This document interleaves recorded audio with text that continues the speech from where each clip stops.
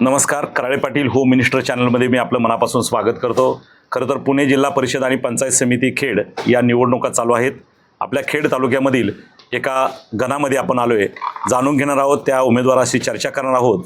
उद्याच्या काळात त्यांचं विकासाचं विजन आणि एकूणच प्रचार दौरा कसा राहिलेला आहे. खऱ्या अर्थानं कुरुळी पंचायत समिती गणामधील ज्या उमेदवार आहेत त्या शिवसेना अर्थातच धनुष्यबाण या चिन्हावरील अधिकृत उमेदवार सौभाग्यवती तनुजा निलेश पवार यांच्याकडे आलो आहे. आपण जाणून घेऊया त्यांचा प्रचार दौरा, समाजकार्य, राजकारण आणि एकूणच आजपर्यंतचा प्रवास कसा राहिला आहे. आपण त्यांच्याशी संपर्क करूया. नमस्कार ताई. नमस्कार. मला सांगा, आपण आता निवडणुकीमध्ये पंचायत समितीसाठी सदस्यपदासाठी उभे आहात. शिवसेनेकडून अधिकृत तुम्हाला उमेदवारी देखील मिळालेली आहे. परंतु मला तुमचा एक राजकीय सामाजिक आजपर्यंतचा प्रवास जाणून घ्यायला आवडेल. कशा पद्धतीने तुमचा प्रवास राहिला आजपर्यंतचा? नमस्कार, मी तनुजा निलेश पवार. खरं तर माझं माहेर हे माझं जे कुरुळी पंचायत समिती गण आहे त्या गणाला खेटून आहे. माझं माहेर नाणेकरवाडी आहे. माझे चुलते सुनील बाबाजी नाणेकर हे नाणेकरवाडीचे सरपंच राहिलेले आहेत आणि माझे आजोबा बाबाजी पांडुरंग नाणेकर हे नाणेकरवाडीचे प्रथम सरपंच राहिलेले आहेत. माझे वडील ज्ञानेश्वर वामन नाणेकर हे हरिभक्त पारायण आहेत. नाणेकरवाडीचा विकास त्यांनी दिंडीच्या स्वरूपात केलेला आहे. आणि माझे जे माहेर आहे ते राजकारणात पण सक्रिय आहे आणि हरिभक्त पारायणात पण आहे. त्यामुळं पहिल्यापासून मला माणसांशी जडणघडण, माणसांशी बोलणं चालणं ह्या सगळ्या गोष्टी अवगत आहेत. आणि त्यानंतर माझं लग्न झाल्यानंतर माझे सासरे हरिभक्त पारायण निवृत्ती सखाराम पवार हेही सामाजिक कार्यकर्ते आहे. गावात त्यांचं अतिशय उत्तम समाजकार्य चालू आहे. त्यानंतर माझे पती खेड तालुका प्रमुख शिवसेनेचे शिंदे गटाचे तालुका प्रमुख आहेत. तर त्यांच्या नेतृत्वाखाली ते माझ्या निगोजे गावाचे उपसरपंचही राहिलेले आहेत आणि त्यांच्या नेतृत्वाखाली मी समाजात समाजकारण करता करता महिलांच्या काही समस्या सोडवत आहेत. आणि त्यांच्याच आज पंचायत समितीमध्ये जी आज आपल्या महिलेची जागा भेटलेली आहे ती या जागेसाठी मी आज उभी आहे आणि त्याच जागेतून मी आज समाजकारणाचं पहिलं पाऊल टाकत आहे. खरं तर समाजकारणाचं पहिलं पाऊल ते या माध्यमातून टाकत आहेत. मला सांगा, आता हा जो प्रचार एकूण चालू आहे, गेले अनेक दिवसापासून आपण प्रचार करताय, कशा पद्धतीने तुम्ही लोकांना गाठीभेटी करताय, त्यांचा आशीर्वाद घेताय, कशा पद्धतीने तुमचा प्रचार चालू आहे? मी आज 4 ते 5 महिने झाले माझ्या गणामध्ये फिरते आणि मी प्रत्येक घरात जाऊन प्रत्येक घरातल्या व्यक्तीशी संपर्क साधते. थोरा मोठ्यांपासून लहानांपर्यंत माझा संपर्क चालू आहे. माता बंधू भगिनींचा मला अतिशय उत्तम प्रतिसाद आहे आणि त्यांचं म्हणणं पण आहे की ताईंसारखं खंबीर नेतृत्व हवं आहे आपल्याला. खरं तर प्रचार दरम्यान तुम्हाला चांगला प्रतिसाद देखील मिळतोय. मला एक सांगा, पुढे जाऊन तुम्ही ज्यावेळेस प्रचार माध्यमातून समाजाशी संपर्क करताय त्यावेळेस त्यांच्याकडे जाणं येणं राहतं, वस्ती वाडी ह्या सगळ्या गोष्टीकडे आपण पाहता. ते पाहत असताना काही समस्या जाणवतात का? ते उद्याच्या काळात तुम्हाला उद्या सोडावं लागतील अशा? हो, समस्या तसं पाहायला गेलं तर माझ्या गणात खूप आहे. निघोजे नगरी आणि कुरुळी पंचायत समिती गण हा औद्योगिक क्षेत्रात मोडला जातो. त्यामुळे येथे खूप मोठमोठ्या नामवंतिक कंपन्या आहेत. कंपन्या असल्यामुळं रहदार वर्ग आणि आपल्या कंपन्यांमध्ये जो कामगार वर्ग कामाला आहे त्यामुळं येथे खूप माणसं बाहेरून काम करायला येतात. त्यामुळं कचरा ही आमच्या गणात खूप मोठी समस्या आहे.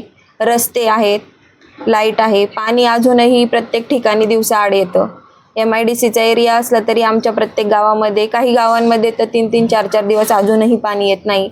रस्त्यांचाही खूप मोठा प्रश्न आहे आणि सगळ्यात मोठा कचरा हाच प्रश्न आहे. तर त्या कचऱ्यापासून आपल्याला पुढे जाऊन काहीतरी त्याचा कसा उपयोग करता येईल, त्याची विल्हेवाट कशी लावता येईल आणि जेणेकरून जे दूषित वातावरण होतंय ते कसं आपल्याला संपवता येईल त्यासाठी मी आटोकात प्रयत्न करणार आहे. खरं तर आपल्याला उद्याच्या काळात निवडून आल्यानंतर ह्या सगळ्या समस्यावर मात करून तुम्हाला प्रश्न सोडवायचे आहेत. हो, खऱ्या अर्थानं ते सोडवण्यासाठी तुम्ही प्रयत्नशील राहणार असंही सांगताय. हो. परंतु हे पाठबळ तुम्हाला कशा माध्यमातून उद्याच्या काळात मिळणार आहे? कारण पक्षाचे उपमुख्यमंत्री आहे तुमच्या, तर कशा पद्धतीने तुम्ही हे सगळं उद्याच्या काळात सोडवणार आहात? नक्कीच मी आपल्या महाराष्ट्राचे लाडके उपमुख्यमंत्री एकनाथजी शिंदे साहेब, आपल्याला तर माहिती आहे साहेब खेड तालुक्यात किती वेळा येऊन गेलेले आहेत आणि आपल्या आळंदी ह्या क्षेत्रामध्ये साहेबांनी भरपूर निधी दिलेला आहे आणि साहेबांनी शब्दसुद्धा दिलेला आहे की आपली जी इंद्रायणी नदी आहे ती स्वच्छ करून त्या पाण्याचा आपल्याला पुरेपूर वापर व्यवस्थित करता आला पाहिजे. माता भगिनींना त्या पाण्याचं इन्फेक्शन न होता जे पाणी सांडपाणी आपल्या कंपन्यांचं त्या पवित्र नदीमध्ये जात आहे त्याची विल्हेवाट लावून आपल्याला आपलं पाणी स्वच्छ करायचं आहे इंद्रायणीचं, आणि ते स्वच्छ करून त्याचा वापर आपल्याला सगळ्यांना व्यवस्थित करता आला पाहिजे. खरं तर हे झाले पाण्याचा प्रश्न, परंतु आपल्या गणामध्ये किंवा गावांमध्ये किंवा आपल्या एकूण परिसरामध्ये बऱ्याचशा गोष्टी आहेत की त्या उद्याच्या काळात तुम्हाला त्याच्याकडं पाहावं लागणार आहे. त्यामधील खरं तर आता तुम्ही एक महिला आहात, 50% आरक्षणामधून खरं तर तुमची ही जागा आलेली आहे, तुम्ही उभे राहता, नेतृत्व करताय, परंतु बऱ्याचशा गोष्टी काही महिलांच्या समस्या असतात, त्याकडे तुम्ही कसे पाहणार, उद्या कसं पाहू शकता त्या? मला असं वाटतं की आज जरी पुरुषाच्या खांद्याला खांदा लावून महिला उभ्या जरी असल्या तरी आपण म्हणतो की प्रत्येक पुरुषाच्या मागे की एक महिला खंबीर असते तेव्हा पुरुष यशस्वी होतो. तसंच मला असं वाटतं की जेव्हा एखादा पुरुष प्रत्येक महिलेच्या पाठीमागे उभा असतो तेव्हाच ती महिला पुढे जाऊ शकते. आणि आपण आता पाहतोच की पाठीमागं आपल्या पिंपरी चिंचवडमध्ये वैष्णवी हागवणेंचं जे हुंडाबळी गेला, जसा तो प्रश्न आपल्याला सगळ्यांना माहिती आहे, दुःख तिचं खूपच मोठी आपल्या महाराष्ट्राला लाजवेल अशी घटना घडली. त्यानंतर परत आता 8-15 दिवसापूर्वी सुद्धा अजूनही तशीच एक घटना घडलेली आहे. त्यामुळं प्रत्येक जसा मुलीच्या आयुष्यामध्ये तिचे वडील हे तिचं संपूर्ण असतात, पहिला हिरो आपल्या मुलीच्या आयुष्यामध्ये आपले वडील असतात आणि लग्न झाल्यानंतर आपले पती असतात, तर तरीसुद्धा जर मुलींबरोबर असं घडत असेल तर अजूनही मला असं वाटतं की प्रत्येक मुलगी ही आपल्या पायावर उभी राहिली पाहिजे आणि तिचे स्वतःचे प्रश्न तिला स्वतः सोडवता आले पाहिजे. त्यामुळे मी प्रत्येक युवकीला तिला कशी सक्षम होईल आणि ती कशी आपल्या पायावर उभी राहील हे मी नक्कीच करून दाखवेल. खरं तर तुम्ही स्वतः महिला आहात, महिलांची समस्या, महिलांचे प्रश्न आणि महिलांवर होणारे जे काही अन्याय अत्याचार आहेत त्यांची तुम्हाला जवळून माहिती आहे आणि म्हणून त्या कामासाठी उद्याच्या काळात तुम्ही स्वतःला झोपून काम करणार अशी भावना व्यक्त केली. खरं तर पंचायत समितीच्या माध्यमातून अनेक व्यक्तिगत लाभाच्या योजना असतात, त्या जनतेपर्यंत पोचवायच्या असतात. त्याचबरोबर छोटी मोठी कामं करताना आपल्याला जिल्हा परिषद, पंचायत समिती आणि विधानसभा, लोकसभा किंवा स्थानिक स्वराज्य संस्था या सगळ्यांची बरोबर घेऊन काम करायचं असतं. मग त्यावेळेस आता पुढच्या काळामध्ये तुम्ही हे सगळं कसं एकत्र साधणार आहात? नक्कीच मी आपल्या सांगितलं असं मी बोलले मघाशीच, आपल्या महाराष्ट्राचे उपमुख्यमंत्री एकनाथजी शिंदे साहेब त्यांच्या नेतृत्वाखाली मी प्रत्येक योजना आपल्या गावात ओढून आणून साहेबांना सुद्धा मी आपल्या गावात घेऊन येऊन प्रत्येक माझ्या ज्या कुरुळी पंचायत समिती गण आहे त्या गणातल्या समस्या नेऊन गणातली जी वरिष्ठ मंडळी आहेत त्यांना साहेबांपर्यंत मी नक्कीच पोहोचवेल आणि ज्या समस्या आहेत त्या मांडून साहेबांच्या मार्फत मी सगळ्या सोडवून घेईन. खरं तर आपले पतिराज निलेश पवार हे शिवसेनेचे तालुका प्रमुख आहेत, त्यांचाही तुम्हाला या कामामध्ये एक मोठा पाठिंबा आणि आधार मिळेल असं वाटतं? पुढच्या वेळेस त्यांच्या माध्यमातून बरीचशी कामं करता येईल आपल्याला, तुम्हाला असं वाटतं? हो हो नक्कीच. त्यांनी आत्तापर्यंतच खेड तालुका प्रमुख आहेतच ते, जसं त्यांनी साहेबांनी त्यांच्यावर जी जबाबदारी तालुक्याची दिलेली आहे तेही ते खूप चांगल्या प्रमाणात पार पाडतात. त्यांनीही वेगवेगळ्या प्रकारचे निधी आपल्या तालुक्यात आणलेले आहेत, कामं केलेली आहेत आणि अजूनही आम्ही कामं करतच राहू.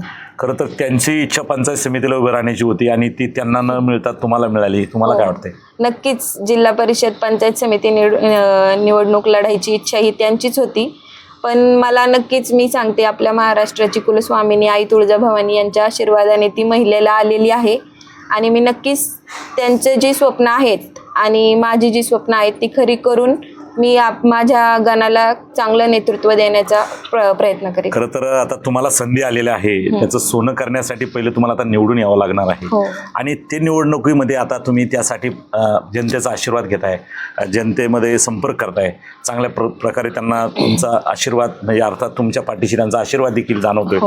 मला एक सांगा की त्याला जोडूनच एक प्रश्न मला विचारावासा वाटतो की तुम्हाला खात्री आहे तुमच्या या ठिकाणी भगवा फडकणार अर्थात हो. धनुष्यबाण निवडून येणार? नक्कीच. ज्या पद्धतीने मी घर टू घर जाते, माता भगिनींशी बोलतीये, सगळ्या युवकांशी बोलते, वरिष्ठ लोकांशी बोलतीये, त्यांच्या बोलण्यातून मला नक्कीच वाटतं की पंचायत समितीवरती भगवा हा नक्कीच फडकणार. तुम्ही निवडून येणार अशी तुम्हाला खात्री वाटते? हो हो. बरं. खरं तर ताईंनी या ठिकाणी सांगितलं की एकूणच मी लोकांशी जनसंपर्क करते आहे, चांगल्या पद्धतीनं आशीर्वाद त्यांना मिळतो आहे, चांगला पाठिंबा त्यांना मिळतो आहे आणि एकूणच मी निवडून येणार अशी खात्री केली. परंतु त्याबरोबरच खरं तर निवडणुकीमध्ये प्रत्येक जणाला वाटतं मी निवडून येणार किंवा यावं, परंतु जनतेने तुम्हालाच निवडून का द्यावं या प्रश्नाचं उत्तर तुम्ही कसं द्यायचं? नक्कीच मला असं वाटतं की जे महिलांच्या समस्या आहेत आणि ज्या आपल्या वयोवृद्ध महिला आहेत, वयोवृद्ध पुरुष आहेत, युवक आहेत, त्यांना माझे मिस्टर जसे तुम्ही म्हणालेत की खेड तालुका प्रमुख हे नक्कीच ते सुद्धा योजना सगळ्या आणून प्रत्येकाला, आणि ते एक औद्योगिक क्षेत्रामध्ये आहे, ते बिझनेस करतात, प्रत्येकाला हाताला धरून ते कंपन्यांमध्ये आपली जे औद्योगिक नगरी आहे तिथे कामाला लावून युवकांना सुद्धा प्रत्येक युवकाला ते चांगल्या पद्धतीने की ज्याला त्याच्या महिन्याला पेमेंट भेटला पाहिजे, व्यवस्थित त्याला भेटून देतील, त्याला कामाला लावतील. आणि मी माझ्या पूर्ण महिलांना नक्कीच सक्षम करेल आणि मला असं वाटतं की मी ते सगळ्या गोष्टी करू शकते, तेवढं नेतृत्व आहे. आणि पुढेही जाऊन मी साहेबांपर्यंत म्हणा किंवा कुठेही मी प्रत्येक योजना खेचून आणू शकते माझ्या मिस्टरांच्या द्वारे. मी स्वतःही बोलू शकते. माझं माहेरचं कुटुंब आणि माझं सासरचं कुटुंब ही दोन्हीही कुटुंब माझ्या मागे खंबीर उभी आहेत. आणि जो माझा कुरुळी पंचायत समिती गण आहेत तोही आणि माझा निघोजे गावही माझ्या मागे खंबीर उभा आहे. त्यामुळं मी ह्या गोष्टी सर्व करू शकते याची मला खात्री. आणि म्हणून तुम्हाला लोकांनी निवडून द्यावं. आणि म्हणूनच मला लोकांनी निवडून द्यावं. आपण ऐकलंय की उद्याच्या काळामध्ये मी हे सगळं काम तुमचं सक्षमरित्या पेलवेन आणि काम मार्गी लावेल, ही भावना हा शब्द त्यांनी या ठिकाणी दिला आणि म्हणून लोकांनी मला निवडून द्यावं ही भावना देखील त्या ठिकाणी व्यक्त केलेली आहे. आता शेवटचा आपण त्यांना जाता प्रश्न विचारूया. प्रश्न म्हणण्यापेक्षा तुम्हा जनतेला कशा पद्धतीने ते आवाहन करतायत की उद्याच्या काळात मला निवडून द्यावं, कशा पद्धतीने विनंती करतायत, मी त्यांच्याकडे जाऊया. कशा पद्धतीने आता तुम्ही जनतेला आवाहन करणार? नमस्कार, मी सौ तनुजा निलेश पवार, महिला दक्षता कमिटी म्हाळुंगे पोलीस स्टेशन. मी शिवसेना या गटातून, शिंदे सेनेतून आज कुरुळी पंचायत समिती गणातून आपल्या पंचायत समितीसाठी अधिकृत उमेदवार आहे. तर माझी सर्व माता भगिनींना आणि सर्वांना विनंती आहे की मला बहुसंख्य मताने निवडून द्या. मी नक्कीच पूर्ण आपल्या गावातील सगळ्या समस्यांचं निवारण मी करेल आणि तुम्हा सर्वांच्या हाकेला ओढ देऊन मी प्रत्येक गोष्टीत तुमच्या सुखदुःखात उभी राहील याचे मी तुम्हाला आश्वासन देते. धन्यवाद. रामकृष्ण हरी. धन्यवाद रामकृष्ण हरी ताई. खरं तर या ठिकाणी आता आपण अतिशय म्हणजे विनंती करताना नम्रपणे सांगितलं की तुमच्या हाकेला ओढ देईन, मी सुखदुःखात सहभागी होईन, ह्या सगळ्या गोष्टी आपण मांडल्यात. निश्चित आमच्या कराळे पाटील होम मिनिस्टर चॅनलच्या वतीनं आणि न्यूज नॅशनल टी व्हीच्या वतीनं आपणाला पुढच्या भावी वाटचालीसाठी मनापासून शुभेच्छा देतो. धन्यवाद. आणि खरं तर या चॅनलला आपण सबस्क्राईब करा आणि निश्चित नवनवीन व्हिडिओ, त्याचबरोबर या ठिकाणी जे उमेदवार आपले शक्तीपणा लावत आहेत किंवा नशीब आजमावत आहेत त्यांच्यासाठी देखील महत्त्वाचा भाग तुमच्या शुभेच्छांचा असणार आहे.